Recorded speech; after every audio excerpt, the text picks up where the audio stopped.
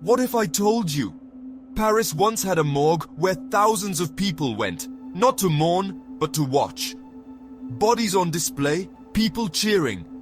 And it was all completely legal.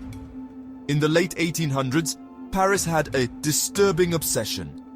This was the Paris Morgue, the city's first public mortuary and the strangest tourist attraction in history.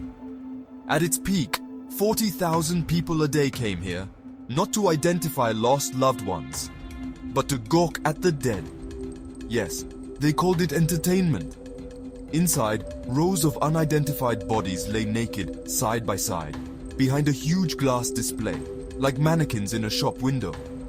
Men, women, even children, all displayed for the public's morbid curiosity. Some claimed they came to help identify the victims, but most, they just wanted a thrill. Even newspapers advertised new bodies, bringing even bigger crowds. And here's the craziest part. The government saw nothing wrong with it. They let it continue for over 50 years. But sometimes, a case was too disturbing, even for them.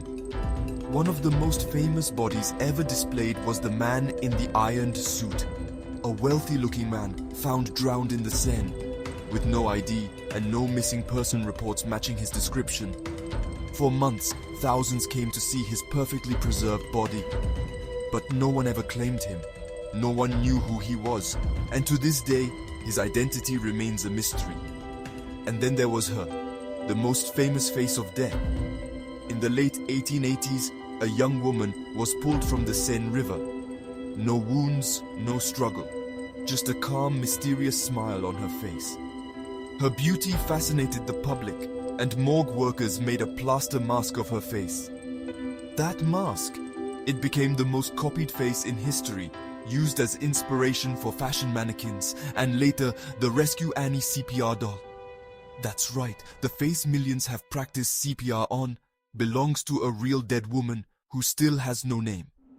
In the early 1900s, authorities finally shut down the Paris Morgue, calling it inhumane. But by then, Paris had already spent decades treating death like a circus act. Today, the Modern Institut Médico-Legal IML de Paris, which is the city's forensic institute, has taken over its functions, but it is not open to the public. The IML is strictly for police investigations and autopsies, not tourism. And while the morgue is gone, its darkest mysteries remain unsolved. What do you think? Was the Paris Morgue a public service, or something far more twisted? Tell us in the comments, and don't forget to like and subscribe to 0 Hour Files for more chilling crime stories. As Mats Fredriksson once said, "A city's history is written in the bodies it leaves behind."